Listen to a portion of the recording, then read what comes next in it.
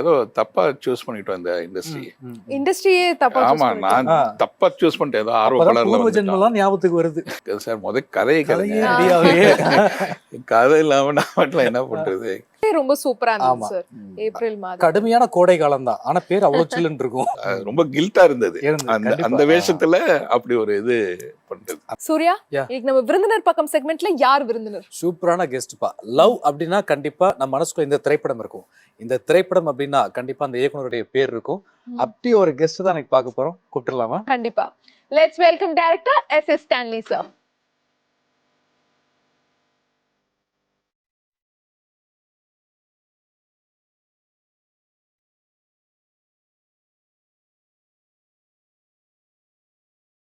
Hello sir. வணக்கம் sir. வணக்கம். எப்படி இருக்கீங்க? நல்லா இருக்கேன். நல்லா இருக்கீங்க. எஸ்.எஸ். ஸ்டான்லி சார் அப்படின்னு சொல்லும்போது உங்களுடைய ஜேர்னி பத்தி படிக்கும்போது உங்களுடைய நீங்க அசிஸ்டண்டா அசோசியேட்டா இருந்த காலங்கள் ரொம்ப அழகான காலங்கள். ஆனா உங்களுக்கு அது கடினமான காலங்களாக இருந்திருக்கலாம். அந்த விஷயம் எனக்கு தெரியாது.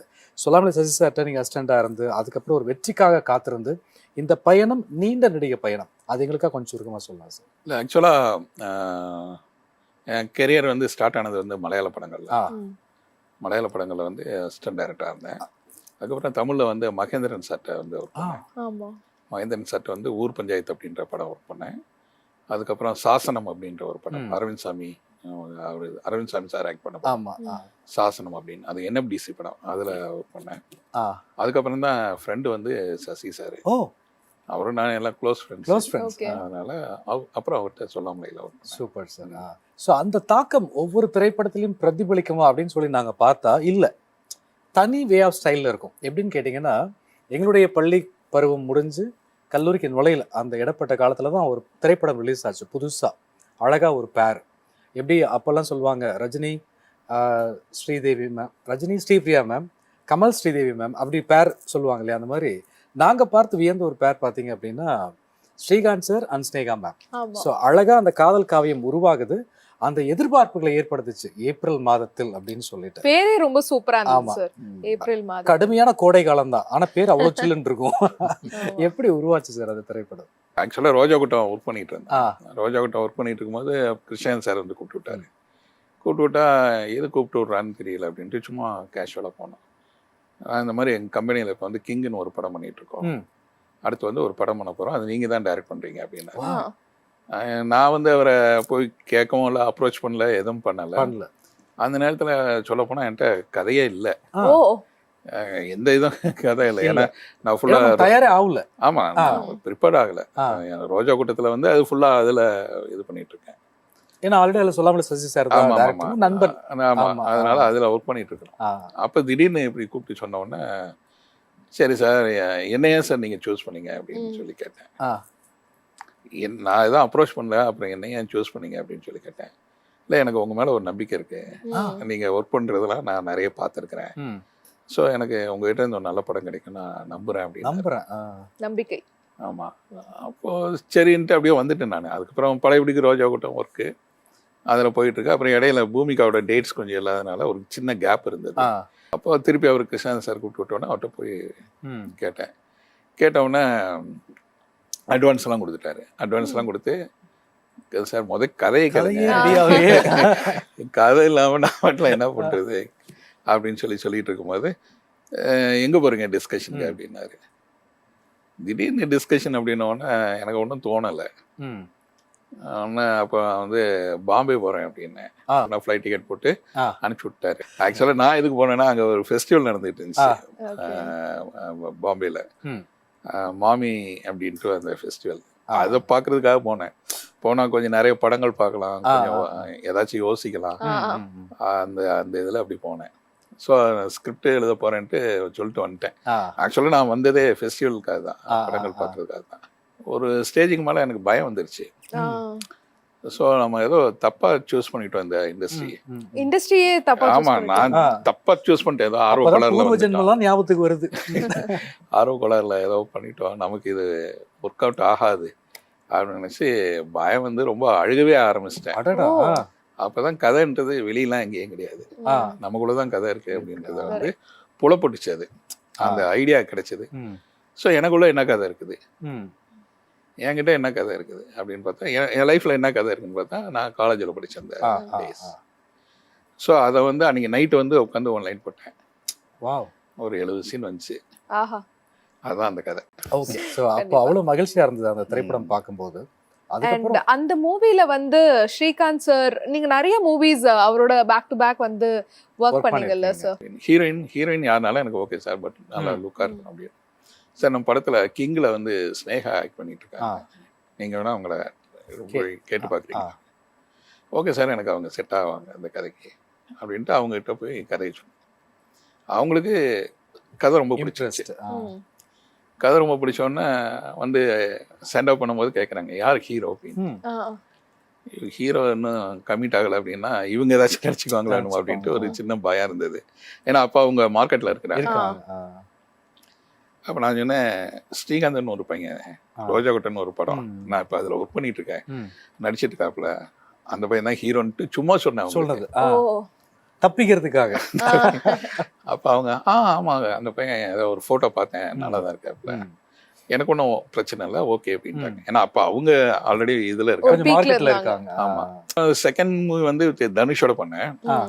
அதுக்கப்புறம் தேர்ட் வந்து ஆக்சுவலாக ஆர்யாவோட பண்ண வேண்டியது மெர்க்குரி. நீங்கள் வச்ச டைட்டில் தான் சார் இன்னைக்கும் இங்கிருந்து நான் பேசுறேன்னு சொல்றதே இல்லை.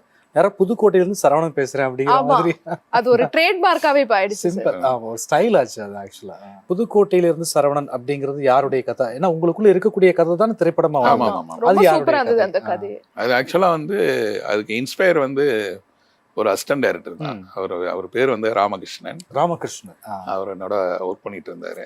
அப்புறம் அவர் வந்து இடையில கொஞ்சம் பிரச்சனைகள், வீடு பிரச்சனை அப்படின்றதுனால வந்து சிங்கப்பூர் போயிட்டாரு.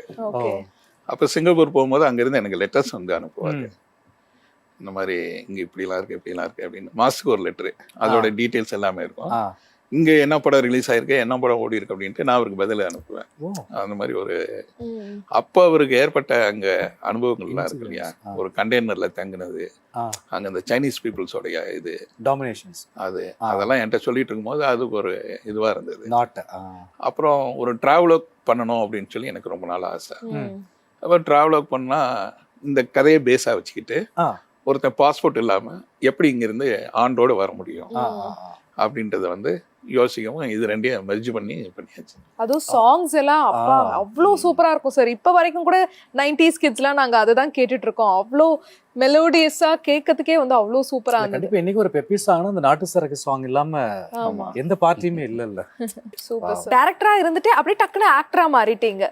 எதனால சார் ஆக்டர் ஜர்னி? ஏன்னா நடிக்கிறது ஈஸியா இருக்கா டைரக்ஷனை விட? இல்லை அப்படின்ட்டு இல்லை, அது ஆக்சுவலாக பெரியார் படம் வந்து ஆரம்பிக்கும்போது அது அண்ணாதுரையா பண்ணியிருப்பீங்க. அது ஃபர்ஸ்ட் கேட்கும்போது எப்படி இருந்துச்சு சார்? அண்ணாதுரை அவர்களா நம்ம பண்றோம் அப்படிங்கும்போது நமக்கு மொதல் படமே கதையை நம்ம ஒரு வாரம் யோசிச்சோம். அதுக்கப்புறம் நம்ம நடிக்கிறோம் அப்படிங்கும்போது எவ்வளோ இல்லை, நான் முதல்ல ரெஃப்யூஸ் பண்ணிட்டேன். எனக்கு என்னால் முடியாது அப்படின்ட்டு இது பண்ணேன். அதுக்கப்புறம் அவர் சார் வந்து ஞானராசன் சார் வந்து கன்வின்ஸ் பண்ணாரு பண்ணுங்க அப்படின்ட்டு. அதுக்கப்புறம் தான் பண்ணேன். அந்த அண்ணாதுரையா அந்த வேஷ்டி ஷர்ட் டவல் போடும்போது எப்படி இருந்தது சார்? அது ரொம்ப ஒரு இன்ட்ரெஸ்டிங்கான ஒரு அனுபவம் தான். அப்போ ஆக்சுவலாக வந்து ஸ்மோக் பண்ணுற ஹேபிட் இருந்துச்சு எனக்கு. அண்ணாதுரை அவர்கள் பண்ண மாட்டாங்க. அப்போ இருந்தது. அந்த டைமில் வந்து எல்லாரும் கூட்டம் இருப்பாங்க. கூட்டம் இருக்கும்போது எனக்கே ஒரு கில்ட்டினஸ் இருக்கும். அந்த உருவத்தோட அப்படி போயிட்டு எப்படா அப்படின்ட்டு அதுக்கப்புறம் அந்த விக்கு எல்லாத்தையும் கட்டி ஒளிஞ்சு போய் திருப்பி விக் கெட்டப் மாத்தி வரணும். அந்த மாதிரி அது ஒரு ரொம்ப கில்ட்டா இருந்தது. அந்த வேஷத்துல அப்படி ஒரு இது பண்றது, அந்த உயர்ந்த மனிதனுக்கு உண்டான ஸ்தானம் அங்கதானே நம்ம அந்த அது ஃபீல் ஏற்பட்டுச்சு. அந்த மாதிரி ஒரு மணிகண்டன், காக்காமுட்டை மணிகண்டன் அவருடைய அவரு ஒரு நாள் கூப்பிட்டு விட்டாரு. அவர் கூப்பிட்டு விட்டு ஆண்டவன் கட்டளை, அதுக்கப்புறம் அப்படியே திடீர்னு அப்படியே கூப்பிட வர ஆரம்பிச்சிட்டாங்க. அது மாதிரி எல்லாம் அப்படியே. சரி, ஆனா இப்ப இருக்கிற ஜெனரேஷன்ல தியேட்டர்ல தான் படம் ரிலீஸ் பண்ணணும்னு இல்ல, ஓடிடி பிளாட்ஃபார்ம்ஸ்லாம் கூட இருக்குல்ல சார்? ஓடிடிலையும் சேம் ப்ராப்ளம் இருக்கு. ஓடிடி அப்படின்றது வந்து ஒரு நல்ல படம் எடுத்தா உடனே ஓடிடியில் ரிலீஸ் ஆயிரும் அப்படின்றது வந்து கிடையாது. ஓடிடி கூட வந்து கிரைம் இல்லை வந்து த்ரில்லர் இதுக்கு தான் வந்து முக்கியத்துவம். அதர்வைஸ் ஆர்டிஸ்ட் இருக்கணும். ஆர்டிஸ்ட் இருந்தால் தான் வந்து உங்களுக்கு ஓடிடியும் வந்து ரிலீஸ், அதர்வைஸ் பெட்டியில தான் உட்காந்துருக்கோம். இப்போ ஸ்டான்லி சார் என்னவா இருக்காரு அப்படிங்கிற எங்களுக்கு எப்படி நாங்கள் தெரிஞ்சுக்கலாம் சார்? இப்போ என்னவா இருக்கேன் அப்படின்னா வந்து நிறைய இதில் இருக்கிறேன், அதாவது நடிச்சிட்டு இருக்கிறேன் மெயினாக. சினிமாவை பொறுத்தவரை மெயினாக வந்து நடிச்சிட்டு இருக்கேன். நம்ம சினிமா துறையிலேயே தான் இருக்கும். ஆமாம். அதுக்கப்புறம் வந்து டீச் பண்ணுறேன். வாவ். ஓ சூப்பர். டீச் மீன்ஸ் சினிமாவை பற்றி ஆ ஆன்லைனில் வந்து கிளாஸஸ் எடுக்கிறேன். கொஞ்சம் சிங்கப்பூர், மலேசியா அந்த மாதிரி ஸ்டூடெண்ட்ஸ்லாம் வந்து டைரக்ஷன், ஸ்க்ரீன் பிளே இதெல்லாம் வந்து கற்றுக் கொடுக்குறேன். வாவ். ஆன்லைனில் இந்த மாதிரி போய்கிட்டு இருக்குது, நடிச்சிக்கிட்டு இருக்கிறேன். ம். நிறைய டிஸ்கஷன்ஸ் நண்பர்களுக்குள்ள. அண்ட் சார் உங்களை மாதிரியே வந்து ஒரு பெரிய டைரக்டர் ஆகணும்னு ஆசைப்படுற யங் பீப்புளுக்கு என்ன சொல்ல விரும்புறீங்க சார்? நான் ஒன்றும் அவங்கள பெரிய டைரக்டர்லாம் கிடையாது. ஆக்சுவலாக டைரக்டர் அவ்வளோதான், வெர்சடைலான டைரக்டர் சார் நீங்க. அவ்வளோதான். அது ஒன்றும் இன்னும் வந்து ஒரு நல்ல படம் கூட கொடுக்கலன்னு தான் நான் வந்து நினைக்கிறீங்க? ஆமாம், இன்னும் ஒரு நல்ல படமே கொடுக்கல அப்படின்ட்டு. சும்மா அப்படியே அதுக்கான இன்னும் வாய்ப்பு வரல, ஒரு நல்ல படம் கொடுக்கறதுக்கான வாய்ப்பு வரல. அதை நோக்கி இருக்கிறேன். ஒரு நல்ல படங்கள் நீங்க பார்த்திருப்பீங்க, அப்பயே நீங்க பெரிய இயக்குனர் தானே சார்? இல்லை, அது பார்க்கறது வேற, நம்ம எடுக்கிறது வேற. எடுக்கிறதும் சூப்பரா எடுத்திருக்கீங்க சார். இல்லை அதெல்லாம் ஓகே தான். அது வந்து இன்னும் நான் நினைக்கிற படங்கள் இல்லை நான் கற்பனை பண்ண இல்லை, நான் வந்து ஆசைப்பட்ட மாதிரி படங்களும் அது கிடையாது. அதை நோக்கி போகல. அது சும்மா வாழ்க்கைக்கான படம், வாழ்க்கையை ஓட்டணும் இல்லையா, சாப்பாட்டுக்கு ஏதாச்சும் வேணும் இல்லையா, அதுக்கு நமக்கு தெரிஞ்ச தொழில் வந்து சினிமா தான். அது எல்லாமே கமர்ஷியல் தான். அந்த கம்பெனிக்கு என்ன பிடிக்கும், அவங்க பிஸ்னஸ்க்கு என்ன பிடிக்கும், அப்படிதான் வந்து படம் வந்து பண்ணியிருக்கேனே ஒழிய ஆத்மார்த்தமான படம் வந்து இன்னும் வந்து வரல. தனிமே அப்படின்னு சொல்ல முடியாது. எப்பயுமே சாங்ஸ், இளையராஜா சாங்ஸ் இருக்கு, இறைவன் இருக்காரு. நான் எப்பயுமே எல்லாம் கேட்பாங்க, தனியா அப்படி இருக்கீங்கன்னா, தனியாவே இல்லை, கூட இளையராஜா இருக்காரு, இறைவன் இருக்காரு அப்படின்னுவேன். அதனால வந்து நான் என்னைக்கும் அப்படி ஃபீலும் பண்ணதில்லை.